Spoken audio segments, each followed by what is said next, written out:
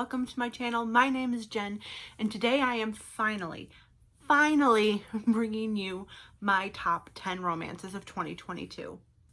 Long story short is that I had everything filmed, but if you saw my top books of 2022, you know that I was sick the very end of the last year, and I filmed a bunch of stuff and I sound horrible in it, so I decided to bring you a better me. This may be 2023 Jen, but she is better. She isn't nasally and can stand the sound of her own voice a little longer to edit a video. So here I am finally bringing you my top romances of 2022. Many of you may have heard me say that 2022 was the year I embraced being a romance reader. I previously had been reading mostly YA fantasy, so I thought myself a YA reader and a fantasy reader, and I'm not those things, but that is no longer my primary genre. The primary genre that I read and bought and was really interested in 2022 was romance. So here are my top 10 books of 2022. We're gonna start off with 3 books that are kind of in the same series, but is coming in at number 10, and that is what is this called? The New Camelot trilogy by Sierra Simone. This is American Queen, American Prince, and American King, and at its core, this is an erotic MMF, I believe is the correct term, polyamorous relationship between the president, the vice president, and the first lady. This was my very first Sierra Simone book, and I was recommended this and was told I was going to love it by someone who had not finished the series. So, and I surprised myself how much I enjoyed this. I did read it at a very challenging time in my life. I had some things happen the very beginning of the year personally that were not great. So and when I was looking at when I actually read these, I literally read them immediately following that situation. So these were kind of grief books for me, and they're just full of, yes, smut, but angst and a really dynamic relationship between these 3 characters. I don't know, I ate it up. First of all, angst is one of the big buzzwords and you've got all 3 characters really who are in a conflicting is the right word. It's angst. I mean, I guess angsty is the best way to do it. Everything has contention. Everything has what is right, what is wrong. You've got the public image. You've got a president who's in love with his vice president and this other woman who he ends up marrying. I'm pretty sure it starts at their wedding. And this was just a good time for me. Yes, is there some kinks in here that I didn't think I enjoyed reading about, but apparently they don't bother me in here. So that being said, I was introduced to Sierra Simone in 2022, and I'm really kind of interested in reading more from her. Next, we have another surprise, and that is Seatmate by Cara Bastone. This is actually an Audible original and is really only available via audio. There is an ebook, but this book is told entirely with dialogue back and forth between 2 characters who sit next to each other on the bus, I believe going from like Jersey to New York City, where they both live. It's like the back of the bus, the bad seat on the bus, and they're both just traveling home after the holidays. I don't know if it was Thanksgiving or Christmas, but after they were home, they were coming back, and the female main character, whose name I don't remember any of their names at the moment, but the female main character is hurrying back to the city to get this like career defining interview with this woman who doesn't interview very often. And so a lot of this is just the 2 characters on the bus into the city, and then the bus breaks down and the hero will stop at nothing to make sure that the heroine gets to her interview. And it is absolutely fantastic. It is a thing that I listened to while I was packing when I moved it towards the end of last year, and it was really, really, really a fun read to just kind of hang out with. Like, I was packing, but then sometimes it would get like really intense is the wrong word, but like I'd be really like fascinated by what was going on, so I would like sit down, take a break, just listen. It was a really good time.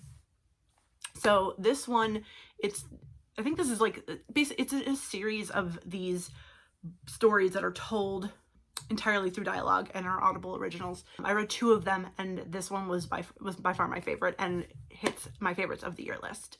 Next, we have The Kiss Quotient by Helen Huang.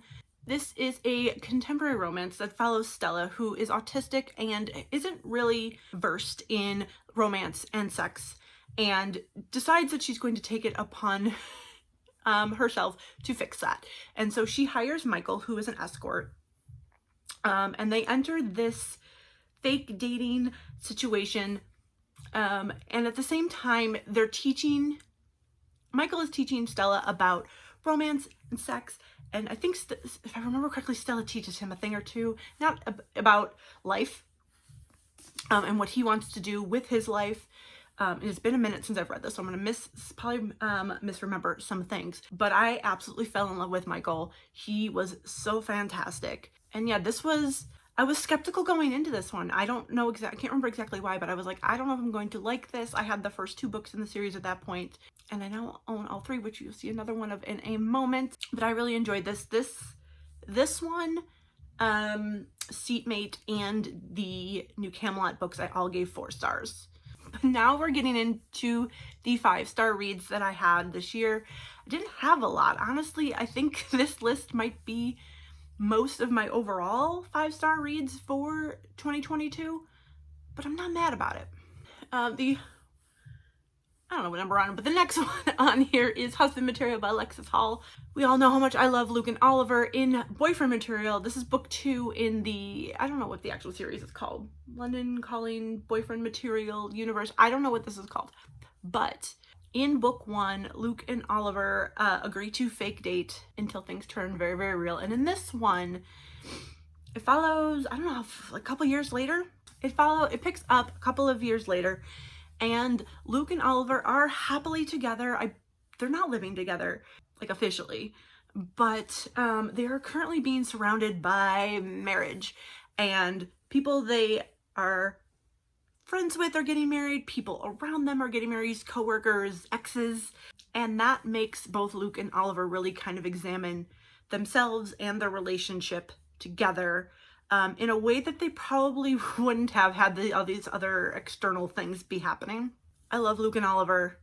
If you've read this or have heard anything, the ending of this is it's an ending, and it took me a minute to actually sit down with it, and once I did and actually thought about it, it makes 100% sense why this ends the way that it does. I think I would have been okay the other way, but I think once you sit down and you think about this and you think about how Luke and Oliver are as characters, it makes a ton of sense. And it's really nice to see characters who thought they had grown up still having a lot to learn, and watching these two kind of struggle with not a ton of angst. Like, yes, there was angst in here, but like not so overwhelming, which we'll talk about in some of these other books. But it's there, and you watch them struggle, but you know that they're gonna pull through. And so I adore Luke and Oliver, and will read every book that's ever published that is about them. So this is Husband Material.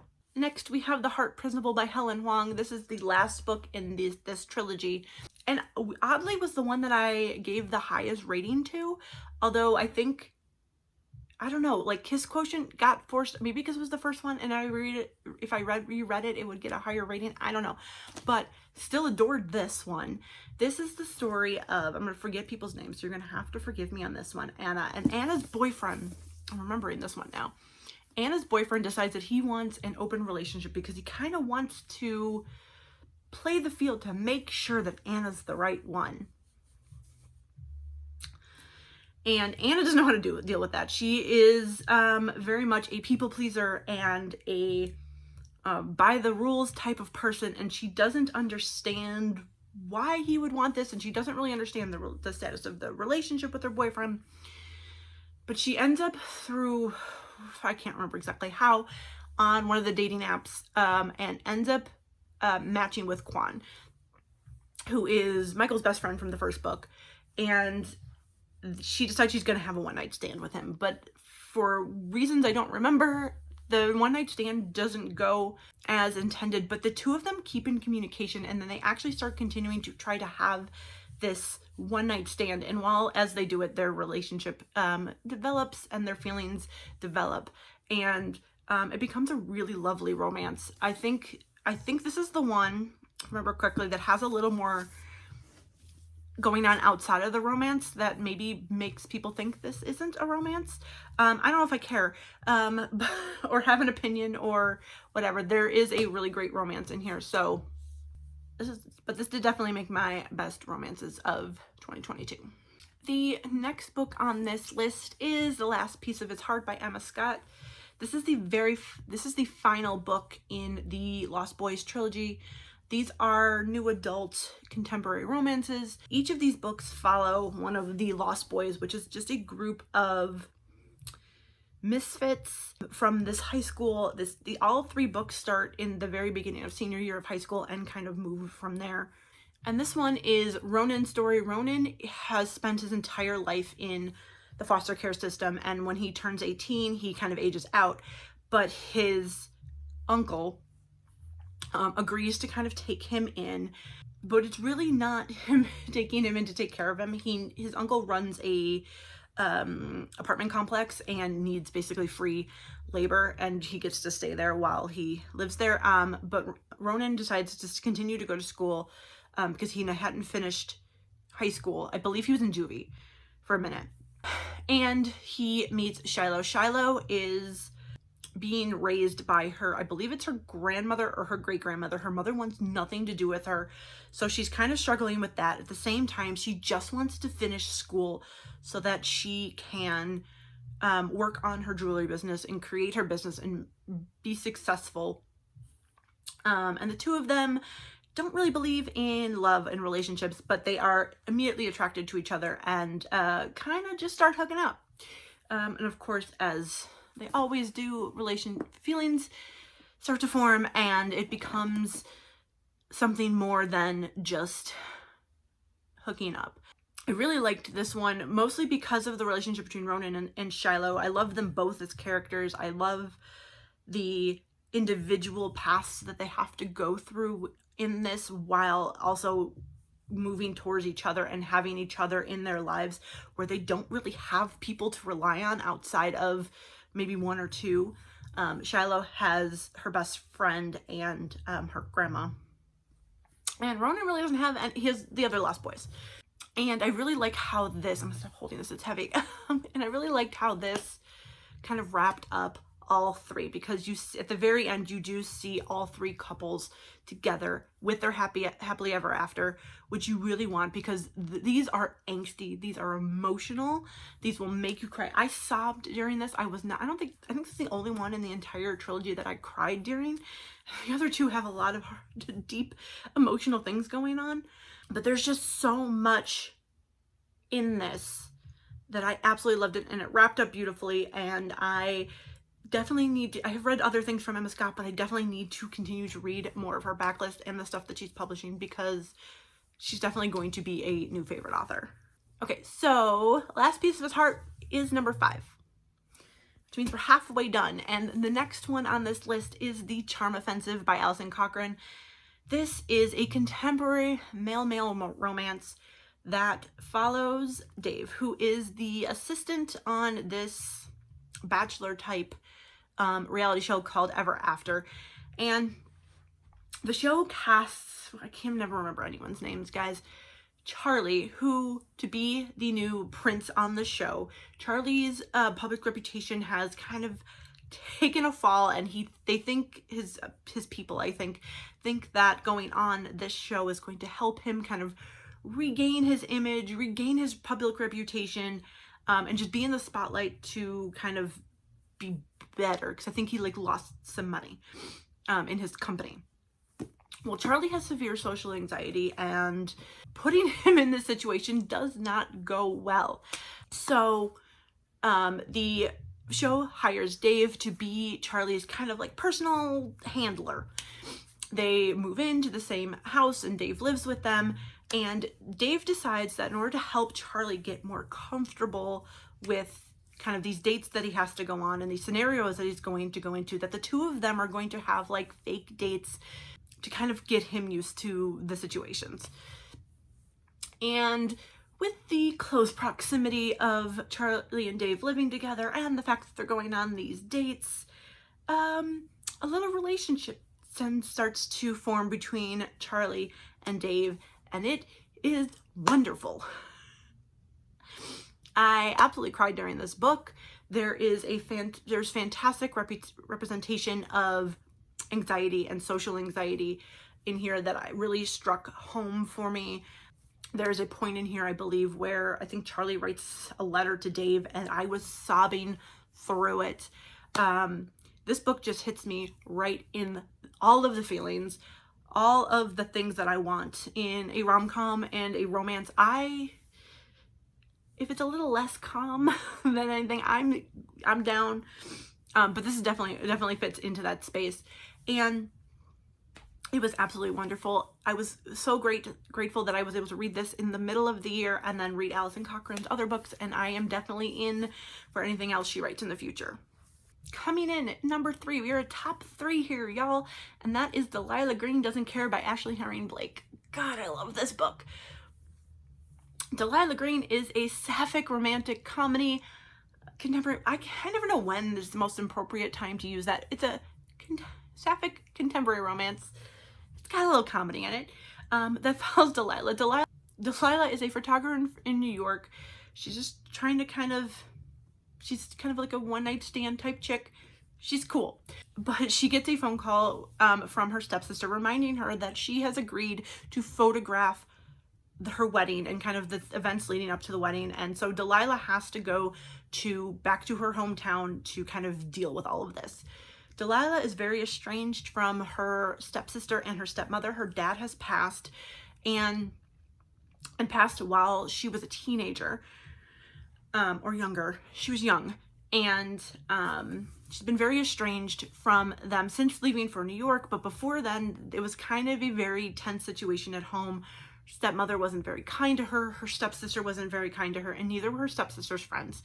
And so when Delilah returns home, she runs into Claire. Claire is one of Delilah's stepsister's friends. Her stepsister's name is Astrid, so stop calling her stepsister. And Delilah is immediately attracted to her. Claire is immediately attracted to Delilah. Claire is in this situation. Claire has a daughter with a high school boyfriend who isn't the most reliable, and so she's dealing with being a single mom with this guy who's sort of absentee, and a daughter who's kind of hitting that age where they don't like their parents, and now she's got these feelings for Delilah. They end up kind of hooking up, but the big thing is they can't tell Astrid because Astrid will blow a gasket, and Delilah's going back to New York. So this was amazing. I knew 35 pages in that this was going to be 5 stars. The characters in here are amazing. I'm pretty sure the smut was good. These two are absolutely fantastic, and I absolutely loved this. The writing was great. Writing, characters, plot, it's got it all. I absolutely adored this. I have yet to read Astrid, but I'll get there. And so this makes top 3 for 2022.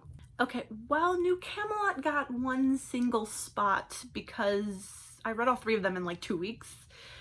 These next 2 are getting individual spots, but they're also from the same series. But these are the only 2 books from the longer series that I've read, the only 2 books that I have read from this series that is longer than these 2. So we're gonna count it.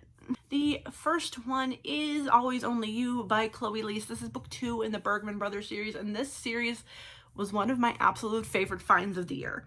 Each book in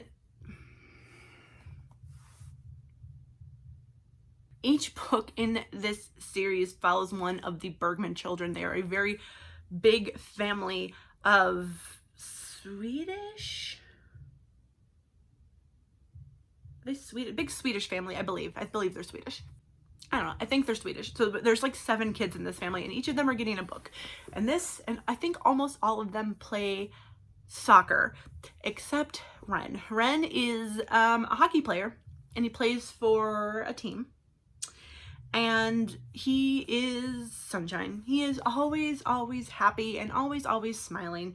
And he's got a bit of a crush on Frankie. And Frankie is the social media person for this hockey team that he works for. She's very grumpy. She is autistic and has rheumatoid arthritis. And one of the things that I was reading off the back of this is she doesn't think of herself as a person, but a problem. And so she keeps distance from literal almost everyone. She's like friendly, but not like too close. And she also may have feelings for Ren, but while the two of them are working for the same team, they cannot be together. But Frankie is working on a degree of some kind that will allow her to kind of leave the team at the end of the season. And Ren really can't wait that long. So the two of them, everything there's a lot of slow burn going on in here. They start to kind of hit it off, and specifically Frankie needs to kind of learn how to put her guard down. And it's absolutely lovely. I'm going to talk about another one in a second, but Chloe Lee's Hero is one of my absolute favorite things ever. Very excited to continue this series. And I'm probably going to be rereading this sometime soon. And finally, number 1 best book of 2022, Only When It's Us by Chloe Lees. This is book 1 in the Bergman Brothers series, and this thing stole my heart and started the obsession I now have with these books and this author. Only When It's Us is the first book, and I usually have a hard time explaining exactly what the plot is here, so I'm going to try to do this correctly this time. This is a slow burn frenemies to lovers situation that starts with Willa. Willa is on the school, this is college level school soccer team, and she's very hot-headed, and she's very chaotic is a good way to kind of put this. And so she needs help in one of her classes, and the professor directs her to Ryder, and they get off on the wrong foot because Willa tries to speak to him and Ryder kind of ignores her, only to find out that Ryder is deaf. He has late in life deafness. I believe it's caused by meningitis at like the very beginning of college. And so he did not hear Willa when she was trying to talk to him, and because of her temper, she immediately hates him. But when she kind of understands the situation, they enter this really interesting, like, bantery frenemies, trying to one-up each other, but they're also working on this project together situation, and it then turned into love.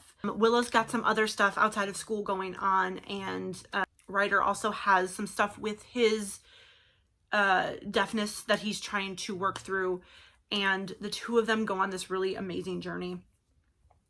Again, separately, but together, and it's absolutely beautiful.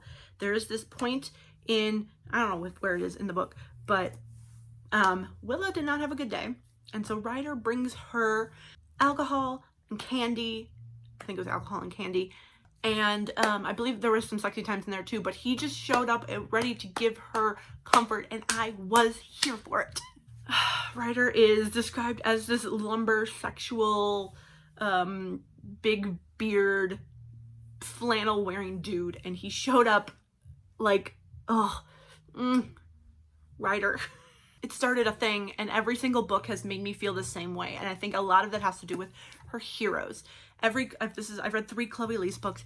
Every single hero is like so good, so there for their people, because I know there's a male romance coming, and one of them that I have not read yet. This is definitely a series that I'm catching up on in 2023. They just announced, the author just announced the 6th book coming out in April, so I gotta hurry up. And I'm hoping that on the 2023 list, every single one of these is on there. And I'm so excited, and I absolutely adored this one, and I could think of no better book to give my top spot to than this one. That was a lot. But one of my favorite things about going through these again is, even though I sometimes don't remember the plot or the names of the characters or the tropes, I remember kind of some of the feelings that I get when I read them. And so it's just a really good way to kind of revisit some of these without rereading them, and I loved it. So those are my top 10 romances of 2023. Very late. I was supposed to have this up weeks ago, but it's here. And I hope you enjoyed this. If you have gotten this far, please give this video a thumbs up. Comment down below and let me know what your favorite book of 2022 was, even if it wasn't a romance. If it was a romance, fantastic. If you've got nothing specific to say, comment is there a lumberjack emoji? Just something is there a dude with a beard? I'll take that. Comment that down below. Please like this video if you've liked it, and subscribe if you have not already. I would greatly appreciate it, and I'll see you in the next one. Bye.